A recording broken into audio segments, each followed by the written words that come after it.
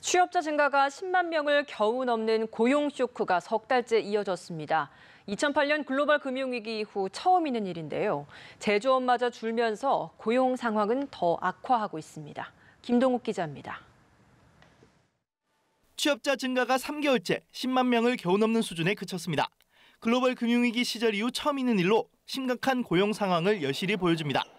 통계청에 따르면 지난달 취업자 수는 2,686만 8천 명으로 지난해 같은 기간보다 12만 3천 명 증가하는 데 그쳤습니다.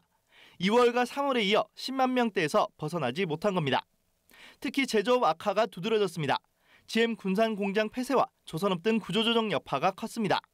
10개월간 취업자가 증가했던 제조업은 지난달 6만 8천 명 줄어 감소로 전환했습니다. 지역별 실업률을 봐도 이와 무관치 않습니다.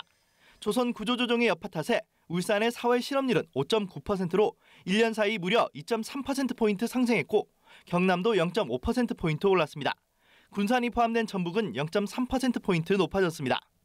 정부가 청년 일자리와 군산 등 구조조정 지역을 위해 편성한 3조 9천억 원의 추경안은 이제 겨우 국회에서 심사에 들어갔습니다.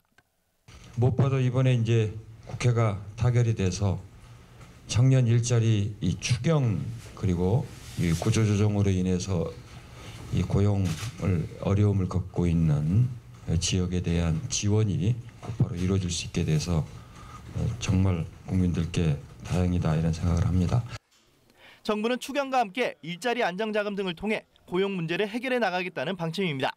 하지만 고용 지표가 개선되지 않을 경우 정부의 소득주도 성장 정책에도 부담이 커질 수밖에 없는 상황입니다. 연합뉴스 TV 김동욱입니다.